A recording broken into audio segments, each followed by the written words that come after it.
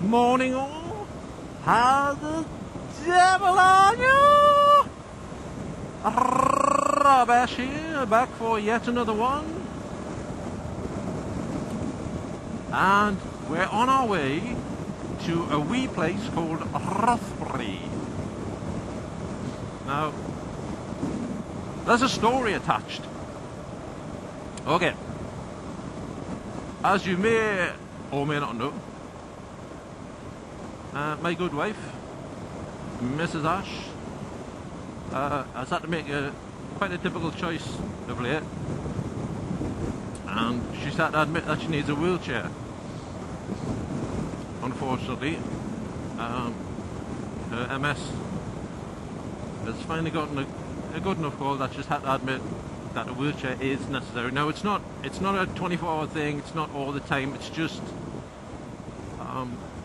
if there's walking outside of the house involved. Inside the house, she's fine because she can stop, she can sit down. So, don't panic. Don't send us, messages of condolence and stuff like that. There really is no need. This thing's been progressing. And you see that view? That's a cracking view. Chim's not a pullover, don't you? Does that look grand or what? I hope you can see that. I hope the GoPro shows that off. Ooh, looks good to me. Anyway. Yeah, so, we've known it's been on the way. She's dealing with it. It's cool. It's not a problem.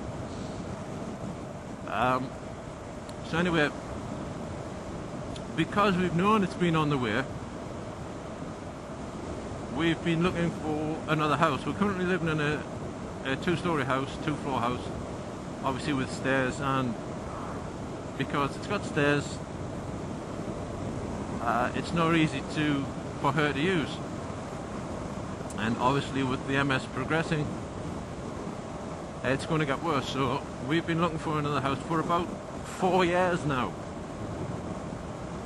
A bungalow, obviously with all rooms on one floor, to make it very easy for Mrs. Ash to get around. I would normally take this turn off, and there's a nice little road that runs alongside the river, which I've never done before, but I've heard it's supposed to be very nice. But there was a landslide after floods a while ago, and they're still rebuilding the entire road. It's supposed to be open again this year. Once they do open it, I'll have a little run along there because it should be nice. Anyway, yeah, so we've been looking for a bungalow for the last 4 years. Obviously, when we seriously started thinking about moving to Canada, that was put on hold, but again, we're looking. Now, in 4 years, we've never actually found a house suitable enough that ticks all the boxes that we would actually want to go and have a look at it, until a couple of weeks ago, where we found an absolutely ideal house, idyllic. Oh, that's a shame. Oh, I hate to see that. Poor fox. Jesus. That's the one bad thing about living in the country, or living in the sticks. You see the poor animals who get hit by cars, and it just turns my stomach. I hate it. Poor little things. Anyway. Yeah, we found this house, obviously in Rothbury, which is a long, long way out for my work, but because of all the plus sides that we found with this thing, the rooms are massive. They're all quite open plan. It's got a nice big garage for all my junk. Lovely kitchen. Everything was spot on. The garden's glorious. Loads of space. And even though it's in the middle of the village, it's really private because it's right on the river. And the way the hedges and trees are around the back of the garden, it just makes it completely private. It's all segregated from the village. So anyway, we went up and had a look at this thing. Got on really, really well with the couple living there. And got really good vibes from everything. Thought, oh, we're in here. No, we couldn't afford it. That's the thing. and we would have to put an offer in quite a bit below the asking or the suggested price. So instead of just going through the estate agent, I suggested to Mrs. Ash we go and talk to them, have a second visit, and lay our cards on the table, be completely honest, and tell them what we can afford, see how it goes. They can only say no, right? So anyway, we did that. Went back last week, and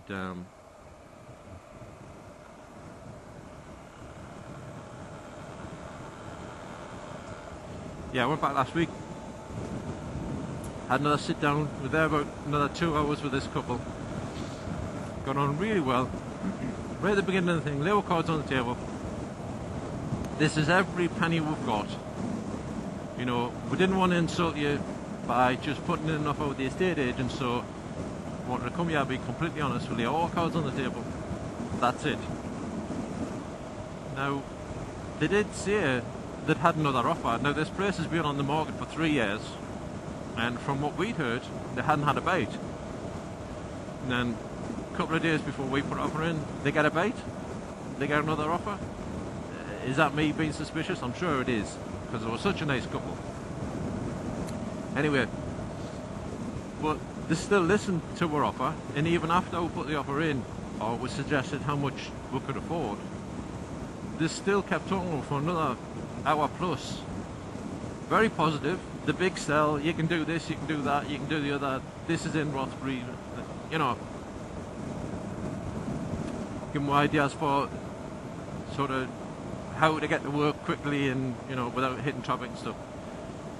So I'm sitting there thinking, we're in here, we've got this place, you know, and for the money that we were offering, actually even for the suggested sale price, it was cheap for that house. It's a great house. Anyway, excuse me. So we wandered off thinking, this is great, we're in, you know, all our problems are solved.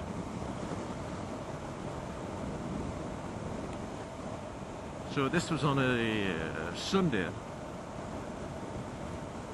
and on the following Monday or Tuesday, I can't remember if that Monday was a bank holiday. It might have been.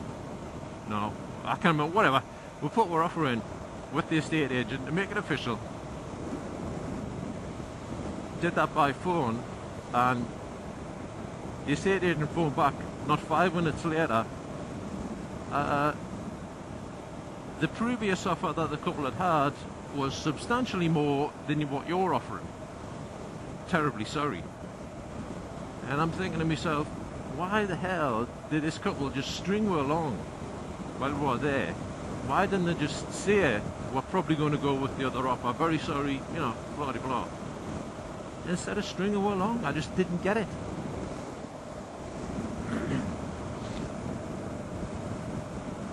Anyway,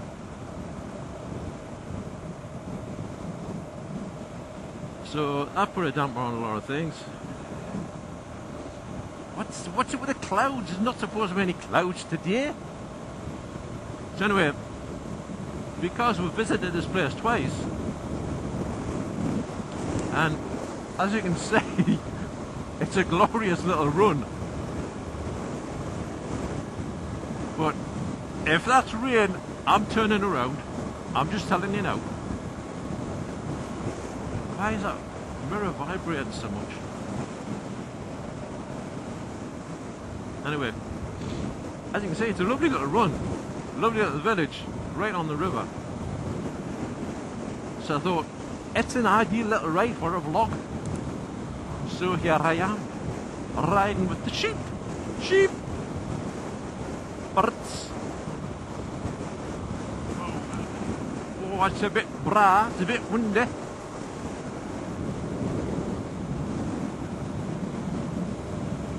Now the weatherman told me it wasn't going to rain.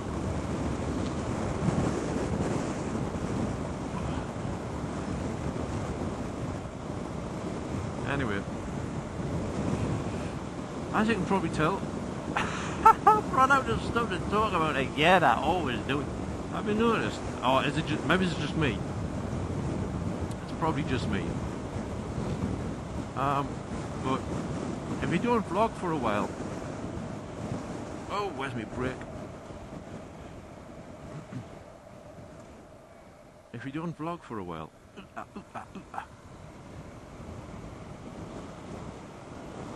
and then you jump back into it, is it just me, or does your mind go blank? Because at the minute, I mean, I've got in the box here, I've got 4 A4 sheets of paper with ideas written down of stuff to blab about, and I read it all through before I left. Can I remember anything? Can I heck as like? And I would pull over and read it, but I don't want to spoil the ride.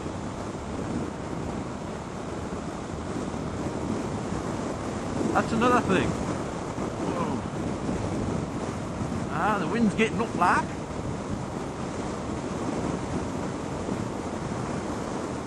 That was another question I was going to ask. Does MotoVlogging spoil your ride? As in, because there's so much involved. I mean, I was planning on being out of the house by about 6 o'clock this morning, and I didn't actually get out until about 1:30 because of all the messing around. You know, you got the cameras, you got the scene up. Well, I have anyway, I suppose it depends on your setup, but you got to check, make sure you got all your keys, make sure your phone's there, and you got to get your bike gear on, everything come out, you got to double check the camera, make sure it's recording, all that kind of stuff.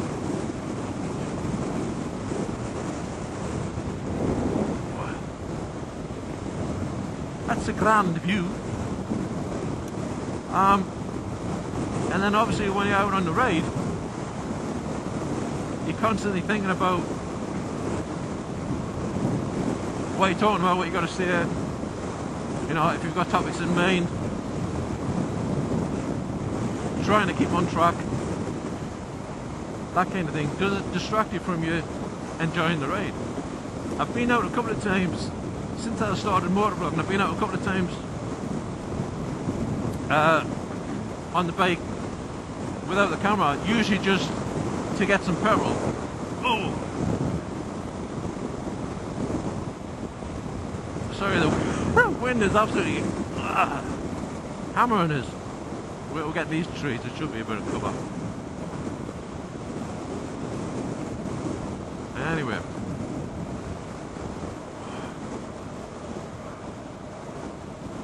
yeah, I've been out a couple of times just to sort of get petrol, and you can sort of let loose a little bit and sort of switch off and just focus on enjoying the ride. So I suppose I just answered my own question there, haven't I?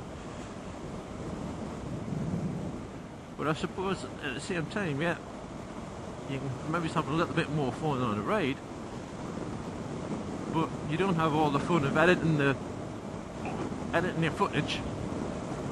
You know, watch you make a fool of yourself, like I usually do, and then, you know, have that wee tang of excitement while you put the video up on YouTube, and you wait and hope that people might comment.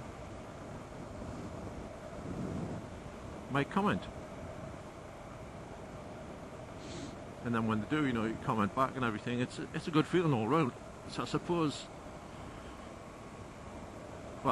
your enjoyment of a ride without the camera is relatively short-lived compared to the enjoyment actually building a motovlog, because it goes on for quite a while.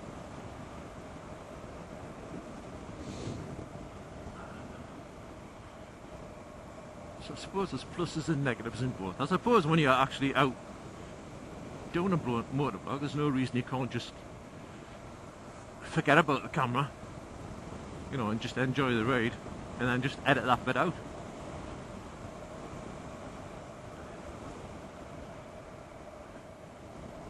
have to admit, once I'm doing it, MotoVlogging that is,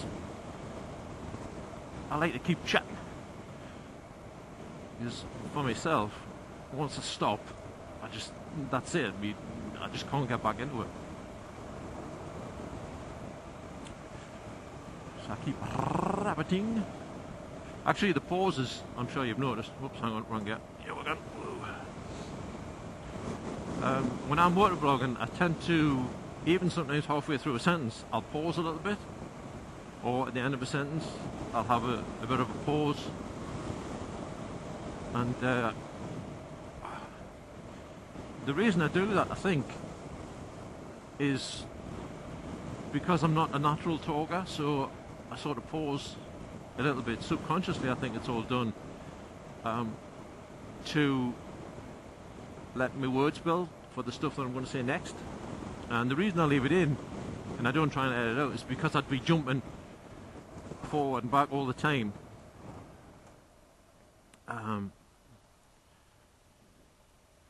This is it.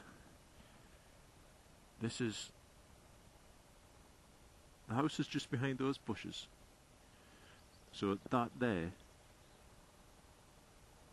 Hang on. I'm going to park the bike up.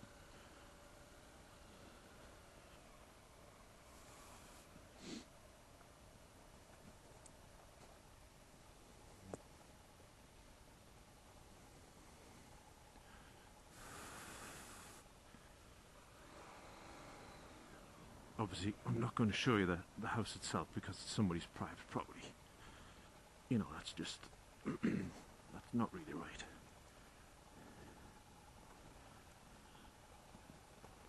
But I can show you the views. So anyway... Oh. Excuse me. So just behind those bushes, you can see the roof. That's the house, you can see the trees and everything. This here, as you can see by the sign, is a private road. So you can see the view. That's the river there. This is communal land, so it'll never be built on. And it's just so idyllic. Yes, it's far out, but the positives of this thing is just ridiculous. I mean, look at this view. I mean, it's quiet. Yes, you get the wind because this is a river, so the wind will follow the river, but you know, it's a crying shame. But I can understand it, to be honest. You know, if you're going to get a better offer, then why not go for the better offer? I'm sure I damn well would. You know, selling the house is a big deal, especially these days. So the river's just here. Check it out. I'm not going to go across the steppy stones. But look at that. Jeez. I'd love to live here. I mean, I was absolutely gutted. Can you see the ducks? The cygnets. GoPro probably not show that up. It's a shame. How nice is that?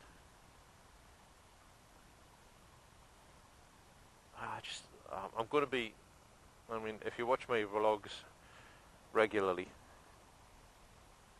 then this is going to start to be my usual run. Excuse me. Because I love this place. I just love it.